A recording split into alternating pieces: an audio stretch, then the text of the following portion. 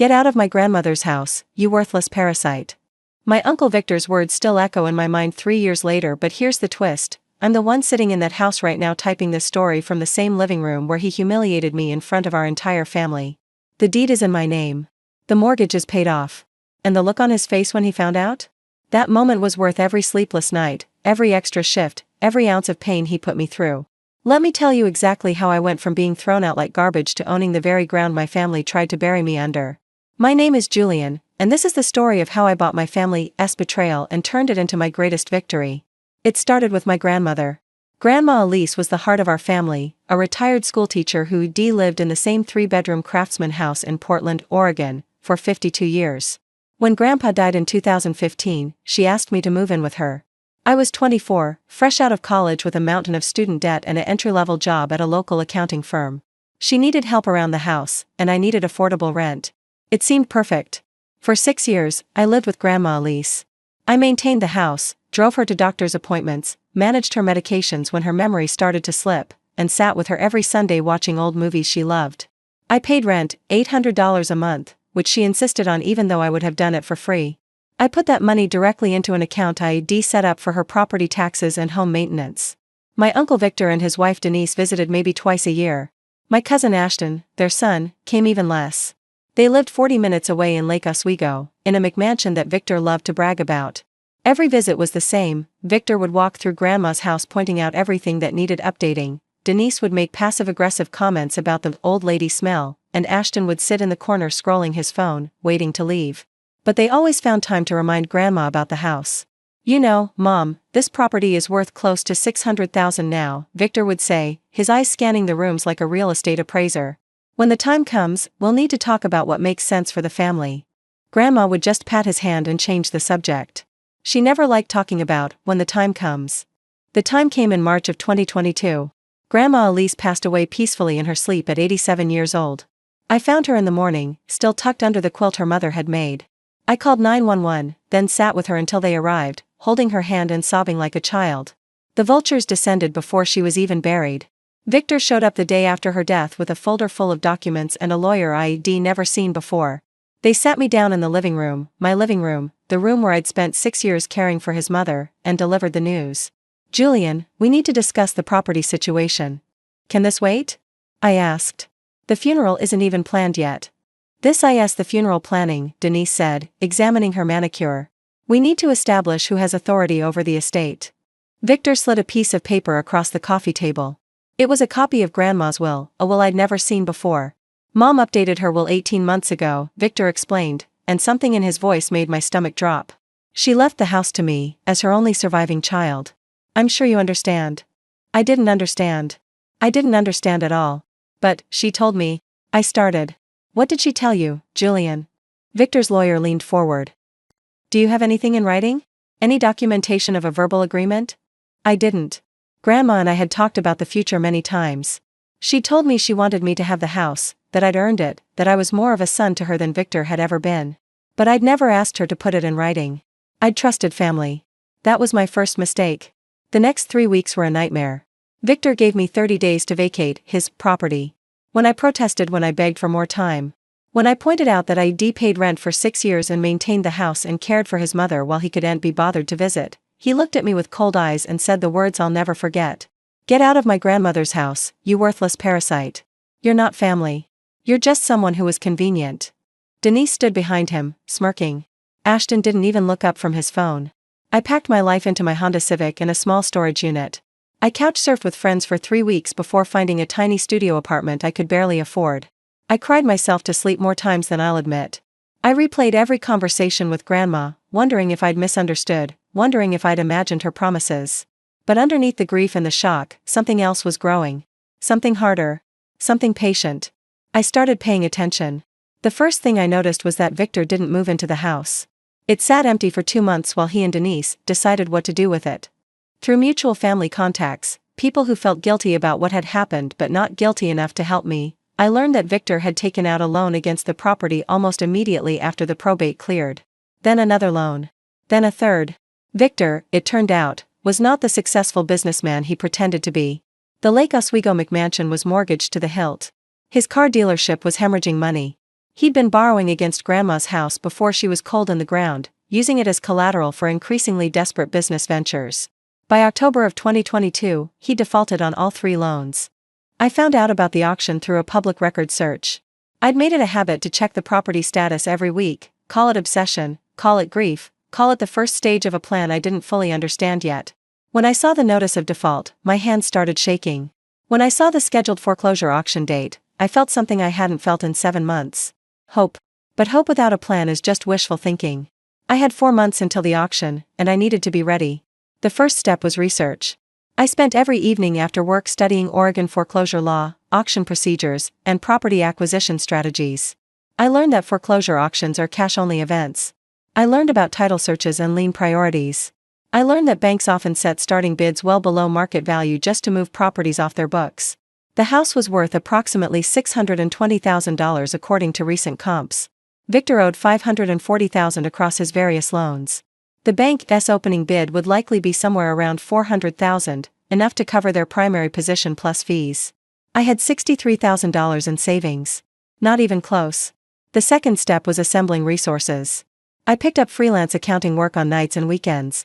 I sold my car and bought a cheaper one, pocketing the $12,000 difference. I moved from my studio to a room in a shared house, cutting my rent in half.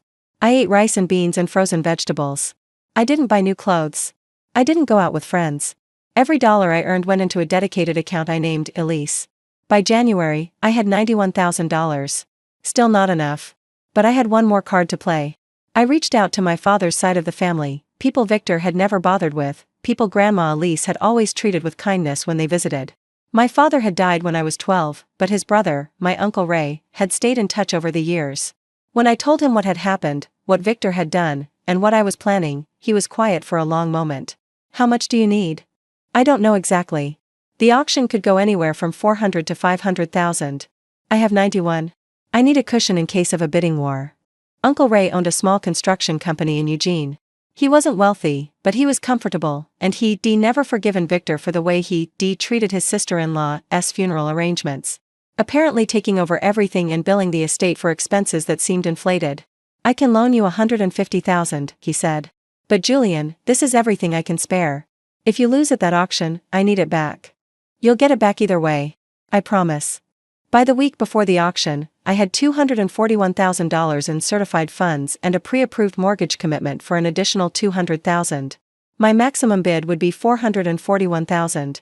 It might not be enough, but it was everything I had. The auction was held on February 14th, Valentine's Day, if you can believe the poetry of that. It took place on the steps of the Washington County Courthouse, just like in the old movies. I arrived 2 hours early, wearing a plain jacket and keeping my head down. I didn't want to be recognized. I needn't have worried.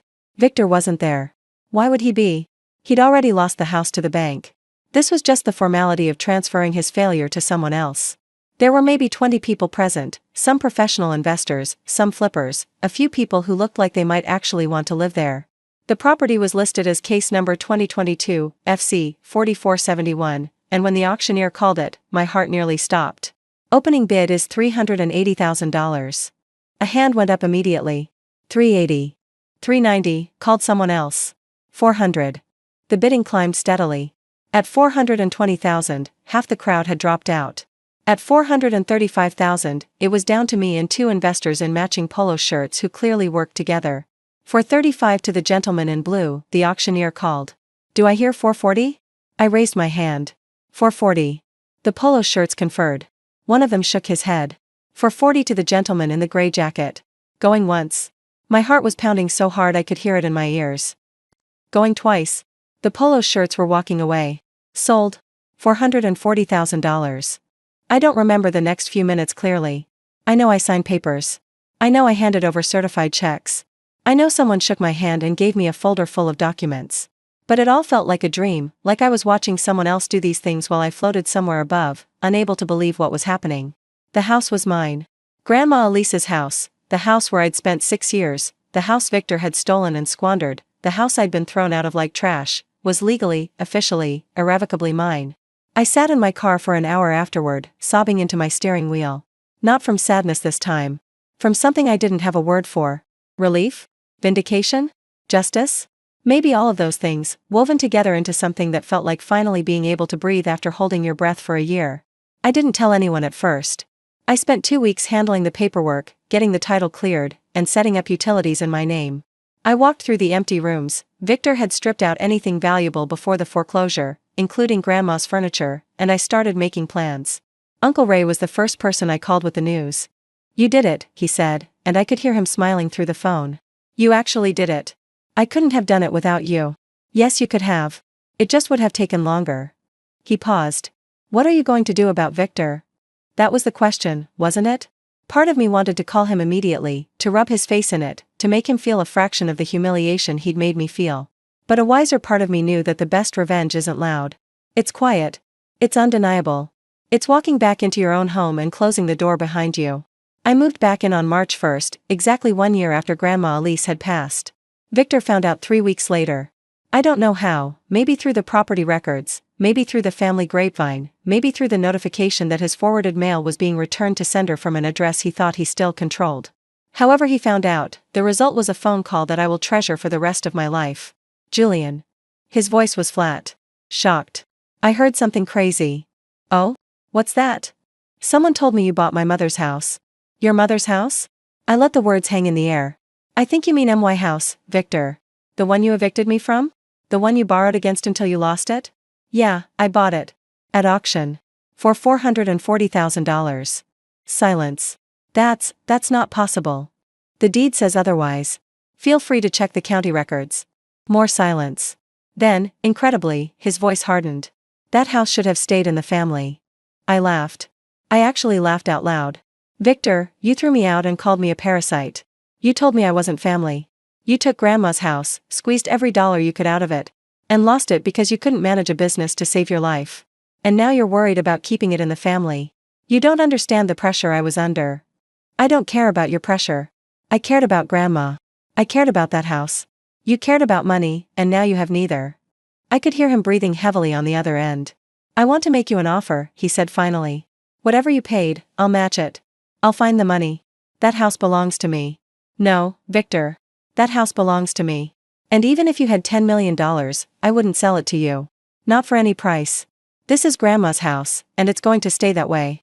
The only difference is that now it's protected from people like you." I hung up. He's called 3 more times since then. Each time, I let it go to voicemail. I have nothing else to say to him. It's been 8 months since I moved back in. I've repainted the walls, refinished the hardwood floors, and filled the rooms with furniture that reminds me of Grandma, vintage pieces, comfortable chairs, quilts I found at estate sales that look like the ones she used to make. I hung her photos on the walls and put her books back on the shelves. The house feels like her again. I paid back Uncle Ray within 6 months, thanks to the equity I built and a refinancing deal that gave me much better terms than the original loans. My monthly payment is less than the rent I was paying for that tiny studio. I have a garden in the backyard where I grow tomatoes and herbs, just like Grandma used to.